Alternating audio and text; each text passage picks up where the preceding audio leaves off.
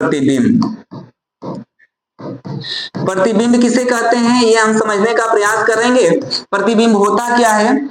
यदि किसी दर्पण के सामने यदि किसी वस्तु को हम रख दें और उस वस्तु का उस दर्पण में जो आकृति दिखाई देती है उसे ही हम प्रतिबिंब कहते हैं।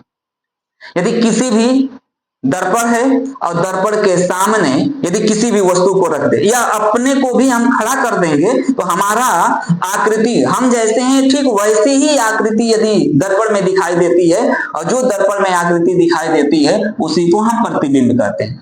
ये तो सरल गांव की भाषा में हो गया। तो जो दर्पण में जो हमारी आकृति दिखाई देती है उसे हम प्रतिबिंब कहते हैं। इसे भी लिख सकते हैं, कोई दिक्कत नहीं है। यदि लिखना चाहें तो यदि किसी दर्पण के सामने किसी वस्तु को रखने पर उस वस्तु का आकृति जो दर्पण में दिखाई देता है उसे प्रतिबिंब कहते हैं, ये ठीक है। लेकिन यदि किताबी भाषा में यदि हम बोलें तो प्रतिबिंब किसे कहते हैं? तो जब किसी वस्तु से आने वाली प्रकाश की किरण परावर्तन के पश्चात किसी दूसरे बिंदु पर आकर मिलती है या परावर्तन के पश्चात किसी दूसरे बिंदु से आती हुई प्रतीत होती है उसे हम प्रतिबिंब कहते हैं।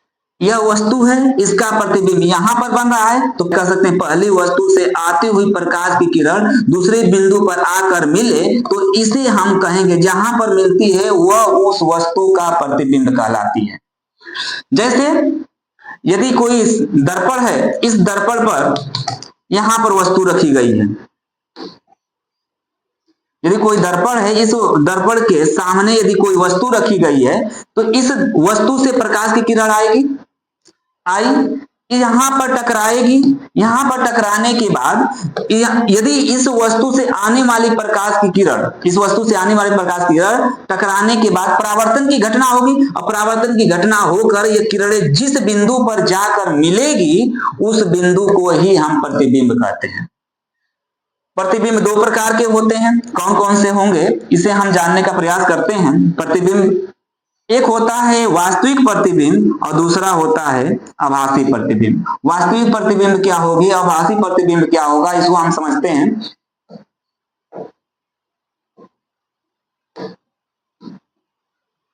वास्तविक प्रतिबिंब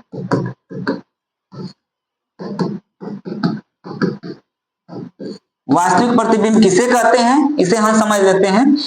यदि जो प्रतिबिंब पर्दे पर बने उसे हम कह देंगे वास्तविक प्रतिबिंब और जो पर्दे पर नहीं बनता है उसे आभासी प्रतिबिंब कह सकते हैं। किसी वस्तु से आने वाली प्रकाश की किरण परावर्तन के पश्चात यदि किसी दूसरे बिंदु पर आती हुई वास्तविक रूप से मिलती है, यदि वास्तविक रूप से मिलेगी उसे हम वास्तविक प्रतिबिंब कह देंगे।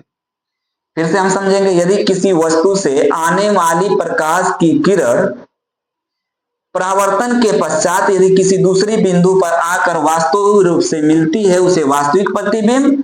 और यदि आभासी प्रतिबिंब में थोड़ा सा परिभाषा चेंज है।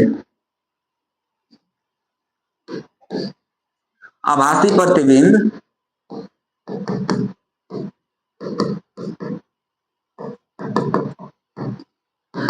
में थोड़ा सा परिभाषा चेंज है।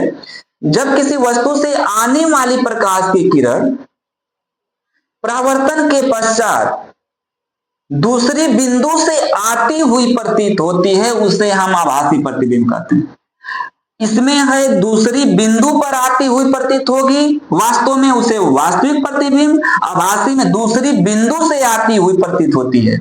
कहने का फिर से मतलब है, तो समझिएगा, यदि कोई वस्तु है, मान लेते हैं यहां पर कोई वस्तु है, इस वस्तु से आने वाली प्रकाश की किरण यदि किसी आने वाली प्रकाश की किरण कहीं पर टकराकर परावर्तन की घटना हुई और परावर्तन के बाद यदि दूसरी बिंदु पर आकर मिलती है तब हम कह देंगे वास्तविक प्रतिबिंब।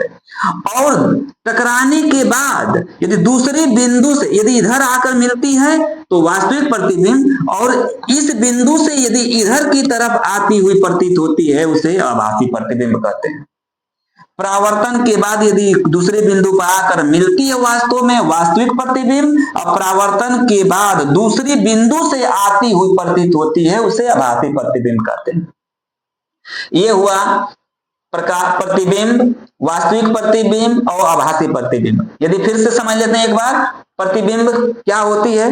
जब किसी वस्तु से प्रकाश की किरण यदि वास्तव में आती हुई किसी दूसरे बिंदु पर आती हुई प्रतीत होती है या दूसरी बिंदु से आती हुई प्रतीत होती है, उसे प्रतिबिंब कहते हैं। कहने का मतलब है इन दोनों को मिलाकर ये प्रतिबिंब का परिभाषा बता रहे हैं। यहाँ पर आती हुई भी मिलेगी और वास्तव में भी आकर मिलेगी, तब प्रतिबिंब का परिभाषा हो गया। यहाँ पर सिर्फ दूसरे बिंदु पर आती हुई यदि वास्तव में मिलेगी, उसे वास्तविक प्रतिबिंब, और दूसरी बिंदु से आती हुई यदि प्रतीत होती है, उसे आभासी प्रतिबिंब